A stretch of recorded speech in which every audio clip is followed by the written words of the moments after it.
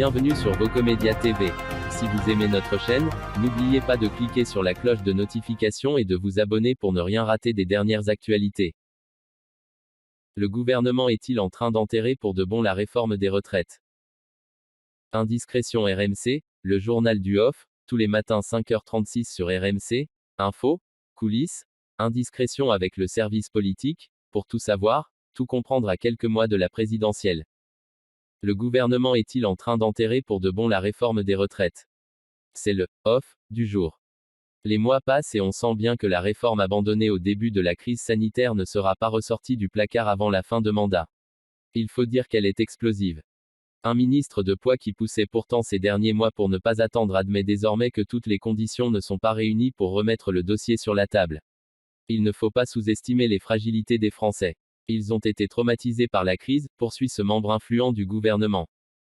Pour l'instant, Matignon n'enterre pas officiellement cette réforme des retraites qui devait être un marqueur du quinquennat d'Emmanuel Macron. Le Premier ministre va en discuter ces 3 prochains jours avec les partenaires sociaux. Mais au sein même de la majorité, on ne se fait guère d'illusions. Le calendrier est beaucoup trop serré, confie un député. On va encore passer tout le début de l'automne à débattre des mesures sanitaires. Ensuite il sera trop tard. Le président de l'Assemblée Richard Ferrand verrait bien cette réforme comme point de départ du second quinquennat Macron. Encore faut-il qu'il soit réélu. La stratégie de communication de Valérie Pécresse remise en question. La candidate à la présidentielle est une femme. Ça ne vous avait pas échappé.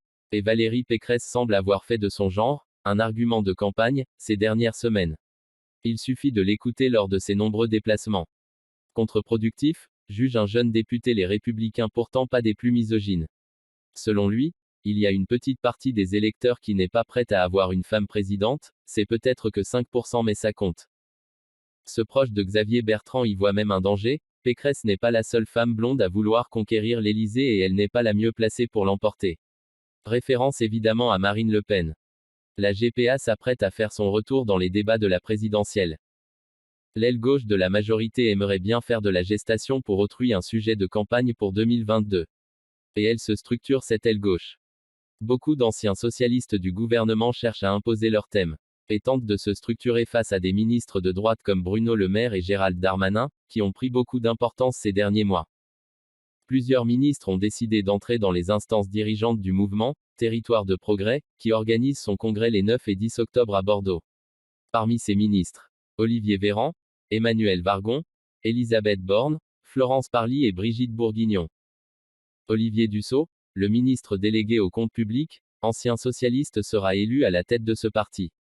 C'est le seul candidat. Objectif, convaincre Emmanuel Macron qu'il faut aller plus loin sur les thèmes sociétaux. La droite est sous stéroïde avec Macron, on a besoin d'un pôle de gauche, confie un député de la majorité selon qui Olivier Dussopt à l'oreille du préside. Une enquête dont le titre à lui seul a de quoi faire trembler l'Élysée. Le traître et le néant, nouvel ouvrage des journalistes du Monde, Davet et l'homme sur Emmanuel Macron. Et ce n'est pas très flatteur comme titre. 110 témoins de premier plan interrogés et qui se confient parfois crûment sur l'exercice du pouvoir à l'Élysée. Sortie prévue en librairie le 6 octobre. Davet et l'homme, ce sont les auteurs notamment de « Un président ne devrait pas dire ça », livre qui avait largement égratigné François Hollande en 2017.